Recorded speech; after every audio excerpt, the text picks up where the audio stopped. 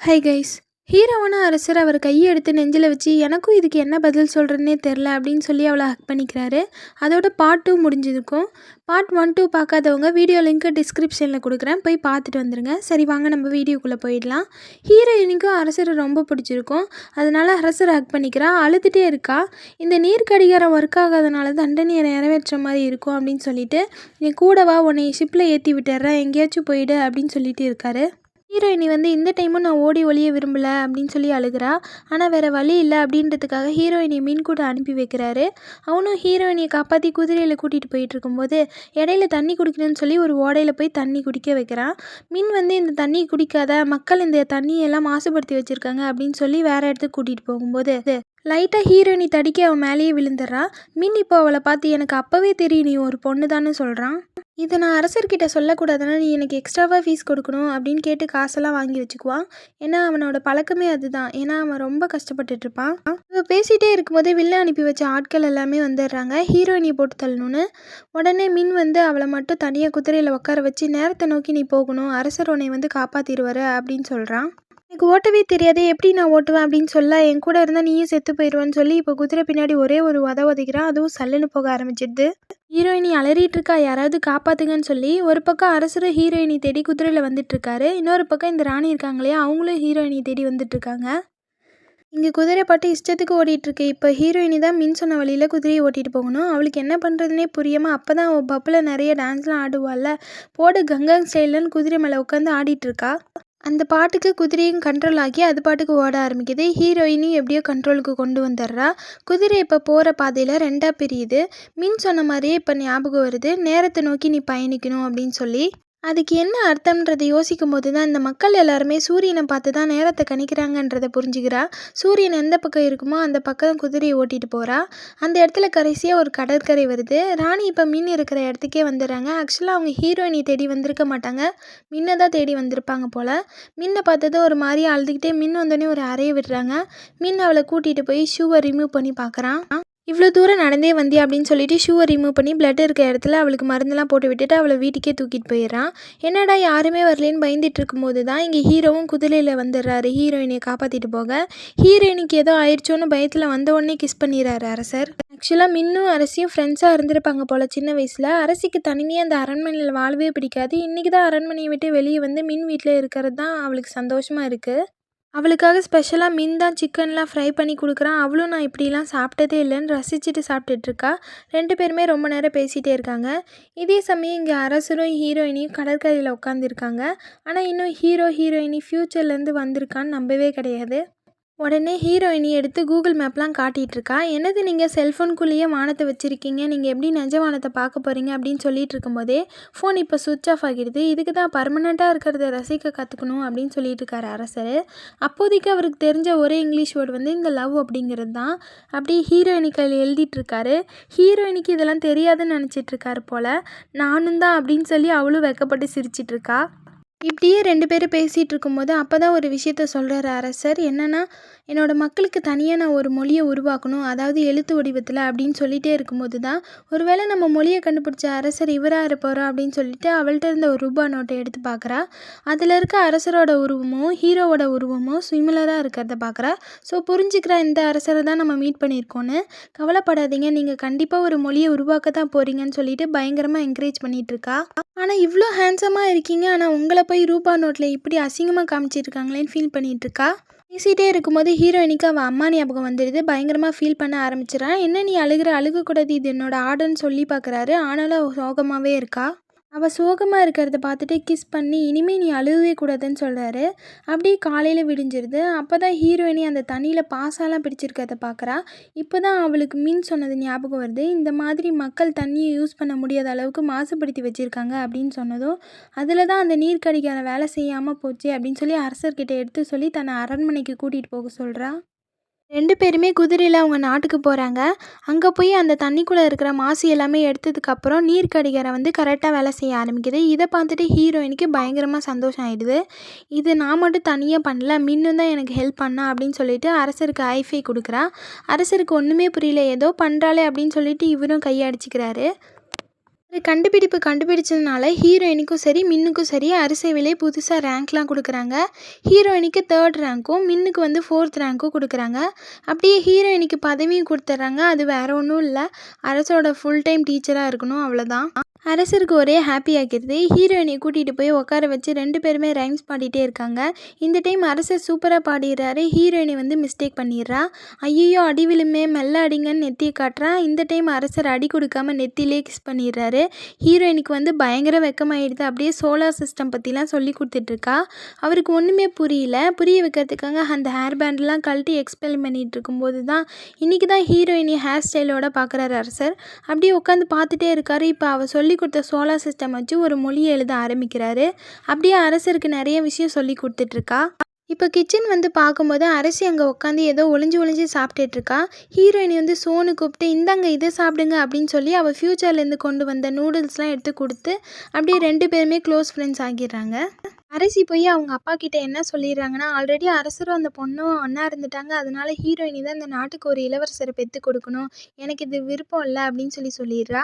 But அதுக்காக ஹீரோயினிக்கு ராணி பதவியெல்லாம் கொடுத்துட மாட்டாங்க. ராணி இந்த ஒரு ஆள் மட்டும்தான், அரசரோட கீப்பா வேணால் இருந்துக்கலாம். அந்த காலத்துலலாம் அப்படி தானே. இது தெரியாமல் ஹீரோயினியும் ஆனந்தமாக குளியல் போட்டுட்ருக்கா. அப்படி என்ன பதவி நமக்கு கொடுத்துட்டாங்க, திடீர்னு ஒரே கவனிப்பாக இருக்கே அப்படின்னு சொல்லிட்டு நல்லா குளிச்சுட்டு ரெடி ஆகிட்டுருக்கா. ஹீரோயினுக்கு நல்லா ட்ரெஸ் பண்ணி மேக்கப்லாம் போட்டு விடுறாங்க. என்ன பதவி இவ்வளோ அழகாக ரெடி பண்ணிகிட்ருக்கீங்கன்னு கேட்கும்போது, நாங்கள் உங்களை ஃப்ளவர் ஸ்லீப்புக்கு ரெடி பண்ணுறோம் அப்படின்னு சொல்கிறாங்க. அப்படின்னா என்னன்னு கேட்கும்போது அப்போ தான் விஷயமே தெரியுது. எடுடா ஓட்டத்தை அப்படின்னு சொல்லிட்டு ஓட்டம் பிடிக்க ஆரம்பிச்சிட்றா. இதில் இந்த பாவாடை வேறு அப்படின்னு சொல்லி வடிவேல் ரேஞ்சுக்கு ஓட ஆரம்பிச்சிட்றா. அரசரும் இந்த விஷயத்தை கேட்டுட்டு ஹீரோயினியை தேடி வந்துட்டுருக்காரு. அவரும் வரதை பார்த்துட்டு ஹீரோயினி ஒரு இடத்துல போய் ஒளிஞ்சிட்டு நின்றுட்டுருக்கா. அவர் போயிட்டாருன்னு லைட்டாக எட்டி பார்க்கறது பார்த்தா எதிர்த்தாப்புலேயே வந்து நின்றுட்டுருக்காரு. இப்போ ஹீரோயினி பிடிச்சி தரன்னு இழுத்துட்டு போய் பெட்டில் படுக்க வச்சிடறாரு. அங்கே ஹீரோயினி அலறிட்டு இருக்கா. அவளுக்கு அள்ளு விட்டுருது. நீங்கள் ஃப்ரெண்ட்ஸாக இருப்போன்னு தானே சொன்னீங்க, எனக்கு 19 வயசு தான் ஆகுதுன்னு சொல்கிறா. எது 19 வயசில் நீ இன்னும் 3 குழந்தைங்களுக்கு அம்மா ஆகியிருக்கணும்னு சொல்கிறாரு ஹீரோ. சொல்லிகிட்டே பக்கத்தில் வராரு. ஹீரோயினி இப்போ கத்தி எடுத்து காமிச்சிடுறா. ஹீரோ வந்து இங்கே வா ஒரு நிமிஷம்னு சொல்லி அவளை ஹக் பண்ணி, நீ ஒரு பொண்ணுன்னு கூடவா எனக்கு இவ்வளோ நாள் தெரியாமல் இருந்திருக்கும், ஆல்ரெடி தெரியும், ஆனால் உன் கூட அப்போ தான் க்ளோஸாக இருக்க முடியும்னு சொல்லிட்டு தான் அதை நான் காட்டிக்கல அப்படின்றத சொல்கிறாரு. ஆனால் என்னோட அம்மா வேற இளவரசர் வேணும்னு சொல்கிறாங்களே அப்படின்னு சொல்லும்போது ஹீரோயினி அப்படியே அந்த கத்தியை ரிலீஸ் பண்ணி காட்டிகிட்டு இருக்கா. சரி பயப்படாத, ஒன்றும் பண்ண மாட்டேன்னு சொன்ன பிறகு தான் கத்தி வந்து உள்ளேயே போகுது. அப்புறம் போகிறதுக்கு முன்னாடி இன்றைக்கி தான் நீ ரொம்ப அழகாக இருக்கன்னு சொல்லிட்டு போகிறாரு. ஆனால் ஹீரோயினிக்கு இந்த ரணகலத்துலேயும் ஒரே வெக்கமாக வந்துட்டுருக்கு. நைட்டு ஹீரோயினிக்கு சுத்தமாக தூக்கமே வரல. இருந்தாலும் தூக்கம் வர மாதிரியே நடிச்சிட்ருக்கா. ஏன்னா அரசர் அந்த பக்கம்தான் படுத்துட்ருக்காரு. ஆனால் அது தெரிஞ்சும் ஹீரோ அவளை வம்புழுத்துக்கிட்டே இருக்காரு. எங்கள் அம்மாவை எப்படி சமாளிக்கிறதுன்னு தான் தெரியல எனக்கு, நீ பக்கத்துலேயே இருந்தால் போதும் அப்படின்னு சொல்லிட்டு வேகமாக வந்து ஹீரோயினி பக்கத்தில் படுத்து தூங்கிட்டு இருக்காரு. அடுத்த நாள் ஹீரோயினியும் இன்னும் கேலண்டர் உருவாக்க ட்ரை பண்ணிகிட்ருக்காங்க. அப்போ ஹீரோயினி சொல்கிறா, எனக்கு இந்த அரசரோட கீப்பாக இருக்கவே பிடிக்கல, ஹிஸ்ட்ரி என்னை பற்றி என்ன பேசும் அப்படின்னு சொல்லி புலம்பிகிட்டு இருக்கா. இங்கே வந்து அரசர் ஹீரோயினிக்கு கிஃப்ட் பண்ணணும்னு சொல்லி அந்த தலையில் குத்துற கிளிப்லாம் எடுத்து வச்சுட்டு எப்படி ப்ரப்போஸ் பண்ணணும்னு ப்ராக்டிஸ் பண்ணிகிட்ருக்காரு. அப்போ தான் அந்த அரசி வந்து அரசரோட அம்மா பார்க்கணுன்னு சொல்லி கூப்பிட்றாங்கன்னு கூட்டிகிட்டு போகிறா. போய் பார்த்தா ஹீரோயினியோட அம்மா. அதை பார்த்ததும் ஹீரோயினிக்கு அவள் அம்மா ஞாபகம் வந்துடுது. உட்காந்து பயங்கரமாக அழுக ஆரம்பிச்சிட்றா. கிட்ட போகணும்னு ஆசை வருது. இது எப்படி ஹீரோ கிட்ட சொல்கிறதுன்னு தெரியாமல் கிளம்பணும்னு சொல்லிட்டு யூனிஃபார்ம்லாம் மாற்றிட்டு ஹீரோவை பார்க்க போகிறா. அவளை பார்த்ததுமே ஹீரோ வந்து என்ன ட்ரெஸ் இது, நல்லாவே இல்லை, போ ராணி மாதிரி போய் ட்ரெஸ் பண்ணிட்டு வா, அப்போ தான் நீ அழகாக இருப்பேன்னு சொல்கிறாங்க. உனக்கு ஒன்று காட்டுறேன் அப்படின்னு சொல்லி ரூமுக்கு கூட்டிகிட்டு போகிறாரு. போனால் அங்கே நாட்டு மக்கள் ஈஸியாக எழுத படிக்கணும்னு கொரியன் மொழியோட எழுத்து வடிவத்தை கடைசியாக எப்படியோ கஷ்டப்பட்டு உருவாக்கிடுறாரு. அதை பார்த்து ஹீரோயினி அசந்து போயிடுறா. அவளை ராணி மாதிரி உட்கார வச்சு அவள் தலையில் இந்த கிளிப்பை குத்தி விடுறாரு. இனிமேல் இந்த சூரியன் உதிக்கிறதுலேருந்து மறையிற வரையும் நீ என்னோட பக்கத்திலே தான் இருக்கணும் அப்படின்றத சொல்லி, நான் உருவாக்கின மொழியிலேருந்து ஃபஸ்ட்டு உனக்கு ஒரு பேரை தான் எழுதினேன், இதுதான் நான் உனக்கு வச்ச பேர் அப்படின்னு அந்த லெட்டரை கொடுக்குறாரு. ஹீரோயினி வந்து உங்களை மாதிரியே நம்பிக்கை வச்சு எனக்காக ஒருத்தவங்க வெயிட் பண்ணிகிட்ருக்காங்க, நான் போகணும் அப்படின்னு சொல்கிறான். உடனே அரசர் வந்து சரி நீ போய் பார்த்துட்டு திரும்பி என்கிட்ட வந்துரு, நம்ம சந்தோஷமாக வாழலாம் அப்படின்னு சொல்கிறாரு. இல்லை அப்படிலாம் நடக்காது அப்படின்னு சொல்லி அழுதுகிட்டே சொல்கிறா. நான் உனக்கு ஒன்றுமே இல்லையா அப்படின்னு சொல்லும்போது, நீங்கள் எனக்கு ஒரு கனவு அப்படின்னு சொல்கிறா. கிளிப்பை கழட்டி திரும்பி அரசர்கிட்டே கொடுக்குறா. அதை பார்த்துட்டு ரொம்ப கஷ்டப்படுறாரு அரசர். இது என்னோட ஆர்டர் அப்படின்னு சொல்லி சொல்கிறாரு. ஆனாலும் ஹீரோயினி அசரவே இல்லை. நான் கெஞ்சி கேட்குறேனே வச்சுக்கோயேன் அப்படின்னு சொல்லி அழுதுகிட்டே சொல்கிறாரு. அதுக்கு சாரி என்னால் முடியாது அப்படின்னு சொல்லவும் இப்போ அரசர் வந்து எஞ்சி போய் தனியாக உட்காந்து ஃபீல் பண்ண ஆரம்பிச்சிடறாரு. அவள் அங்கேயே இருந்துறா. அப்படி அரசர் அவளுக்கு என்ன பேர் வச்சிருக்காருன்னு பார்க்குறா. அடுத்த நிமிஷம் அவளை யாரோ பின்மண்டியிலே அடிக்கிறாங்க. அவளை உள்ளேயே போட்டு அந்த இடத்துக்கே நெருப்பு வச்சிடறாங்க. ஏன்னா அவங்களோட நோக்கம் என்னென்னா இந்த நாட்டு மக்கள் மொழி சுதந்திரம் பெறக்கூடாது அப்படின்னு நினைக்கிறாங்க. அந்த டைமில் கூட ஹீரோயினி அரசர் அவளுக்கு கொடுத்த கிளிப்பை எடுத்து பத்திரமா கையில் வச்சுக்கிறா. இந்த விஷயத்தை தெரிஞ்சதும் அரசர் அவருக்கு என்ன ஆனாலும் பரவாயில்லன்னு சொல்லி ஹீரோயினியை காப்பாற்ற அந்த நெருப்புக்குள்ளே போயிடுறாரு. கடைசியாக எப்படியும் அவளை காப்பாற்றிடுறாரு. ஆனால் இப்போ தான் ஒரு விஷயத்தை புரிஞ்சுக்கிறாரு. ஹீரோயினி அவர் பக்கத்தில் இருக்கிறது சேஃப் இல்லைங்கிறதையும் அவளை திரும்பி ஃப்யூச்சருக்கே அனுப்புறன்றதையும் முடிவு பண்ணுறாரு. யார் பண்ணியிருப்பாங்கன்னு பார்த்தா ஹீரோ கூடவே இருக்கிறவன் தான் இதை பண்ணியிருப்பான்றதை கண்டுபிடிச்சிடுறாரு. மக்களுக்கு எது முக்கியமோ அதுதான் நான் பண்ணுவேன், நம்ம இருந்தோன்றதுக்கு அடையாளமாக ஏதாவது செஞ்சுட்டு தான் போகணும் அப்படின்னு அட்வைஸ் பண்ணிவிட்டு அவருக்கு தண்டனை கொடுக்காம விட்டுறாரு. கடைசியாக ஹீரோயினி ட்ரெஸ் எல்லாம் கொடுத்துட்டு ஃப்யூச்சருக்கு போகிறதுக்காக திரும்பி யூனிஃபார்ம்லாம் மாற்றிட்டு வரா. அப்போ அரசர்கிட்ட போய் இவள் ஃப்யூச்சர்லேருந்து தானே வந்திருப்பா, இவங்களோட மொழியோட எழுத்து வடிவம் இவளுக்கு தெரியும் இல்லையா, அதனால இவளே கைப்பட எழுதி கொடுக்குறா. ஏன்னா ஹீரோ அதெல்லாம் எரிஞ்சு போச்சேன்னு சொல்லி ஃபீல் பண்ணிட்டு இருந்திருப்பாரு. அதை பார்த்ததும் தான் அரசர் நம்புறாரு உண்மையிலேயே இவ ஃப்யூச்சர்லேருந்து தான் வந்திருக்கா போலன்றத. இன்னும் கொஞ்சம் நேரத்தில் மழை வேற வந்துடும் தெரியுது, ஆனால் உன்னை விட்டு எப்படி இருக்க போகிறேன்னு தெரியல அப்படின்னு சொல்லிட்டு எவ்வளோ தூரம் போக முடியுமோ போகிறாரு. போகிறதுக்கு முன்னாடி மீனை பார்த்து பேசிட்டு போகலான்னு வரா. அப்போ தான் அவனோட ஃபுல் நேம் என்னன்னு தெரியுது. அவனோட பேரை பற்றி ஹிஸ்ட்ரியில் ஆல்ரெடி படிச்சிருப்பா. அவர் மியூசிக்கில் நிறைய கண்டுபிடிப்புகள்லாம் பண்ணியிருப்பார். இந்த மின்னுக்கு மியூசிக் மேலே தான் இன்ட்ரெஸ்ட்டாக இருக்கும். ஸோ நீ மியூசிக் மட்டும் எப்பயும் விட்டுறாத அப்படின்னு சொல்லி அட்வைஸ் பண்ணிவிட்டு கிளம்புறா. அவளை குதிரையில் வச்சு அரசர் ரொம்ப தூரத்தில் இருக்க ஒரு கடற்கரைக்கு கூட்டிகிட்டு போகிறாரு. ரொம்ப நேரம் அவ கூட ஜாலியாக விளையாடிட்டு இருக்காரு. அப்படியே மழையும் பெய்ய ஆரம்பிச்சிடுது. 2 பேருமே நிறைய டைம் ஸ்பெண்ட் பண்ணுறாங்க, நிறைய விஷயம் பேசிக்கிறாங்க. அப்படியே பிரிய போகிறத நினச்சி ஃபீல் பண்ணிகிட்டே இருக்காங்க. கடைசியாக ஒரு டைம் தூக்கி அவளை கிஸ் பண்ணிவிட்டு மனசை கலாகிட்டு அப்படியே தண்ணிக்குள்ளே விடுறாரு.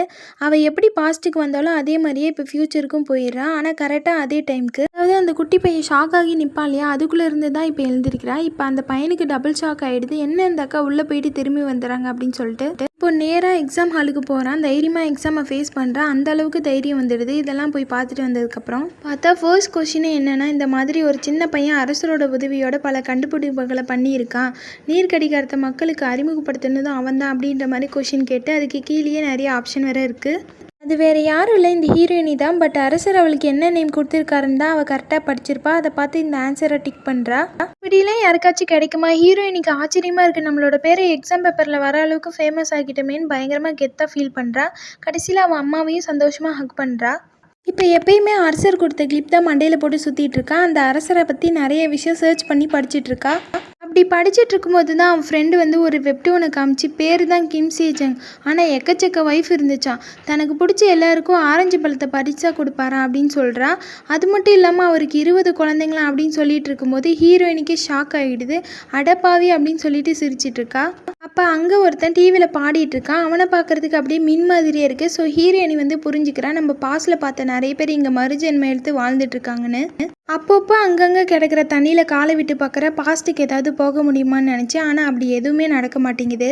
இன்றைக்கி ஒரு நாள் அப்படியே மலையில் நனைஞ்சிட்டு இருக்கும்போது தான் யாரோ ஒருத்தர் அவளுக்கு கொடை பிடிக்கிறாங்க.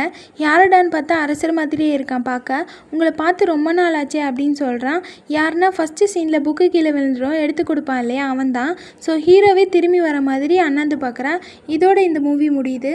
இன்னும் இந்த மாதிரி நல்ல படங்களையும் ட்ராமாஸையும் பார்க்க ட்ராமா குயின் தமிழ் சேனலை சப்ஸ்கிரைப் பண்ணிக்கோங்க. அப்படியே பெல் ஐக்கானையும் கிளிக் பண்ணி வச்சுக்கோங்க. அப்போ தான் நான் வீடியோஸை நீங்கள் மிஸ் பண்ணாமல் பார்க்க முடியும். அடுத்து என்ன வீடியோ போடலான்னு எனக்கு கீழே கமெண்ட்டில் சொல்லுங்கள். Thanks for watching.